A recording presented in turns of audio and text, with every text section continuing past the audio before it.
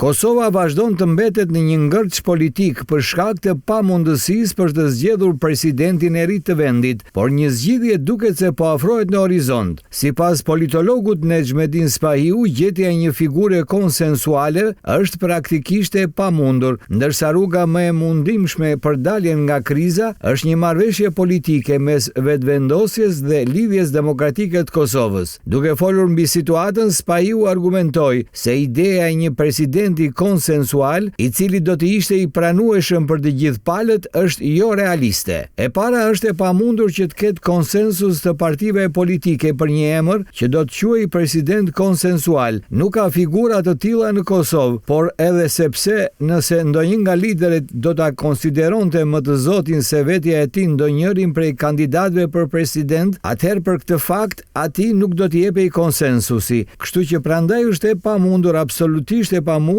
zgjedhja e një figure konsensuale për president të Kosovës në këtë kohë. Tani ajo çfarë është e pritshme është që të ketë marrëveshje në mes vetëvendosjes dhe PDK-s ose mes vetëvendosjes dhe LDK-s, në mënyrë që të bëhen votat e duhura për ta zgjedhur një president. Në mesin e LDK-s ka shumë zëra që janë kundër Vjosa Osmanit, dhe e dyta është Albin Kurti, i cili është ai që nuk e do Vjosa Osmanin për shumë arsye. Do të ishte ky mandati i saj i dytë dhe ajo tenton edhe pas mandatit që të mbetet në politik, dhe atëherë që në momentin që do të bëhej presidente, do vendoste shkelma ndaj Albin Kurtit, në mënyrë që të krijonte një bazë për partinë e saj. Albin Kurti këtë e ka hetuar me kohë, duke ditur se ajo është një politikane e guximshme, karizmatike, por dhe e paskrupullt, e cila i ka tradhtuar të gjithë njerëzit që e kanë ngritur atë në karrierë. Domethënë të gjithë ata që i kanë shtrirë dorën për ta ngritur në karrierë, të gjithë i ka tradhtuar. Prandaj dhe Kurti nuk e do për presidente Vjosa Osmanin, potencoi Nexhmedin Spahiu.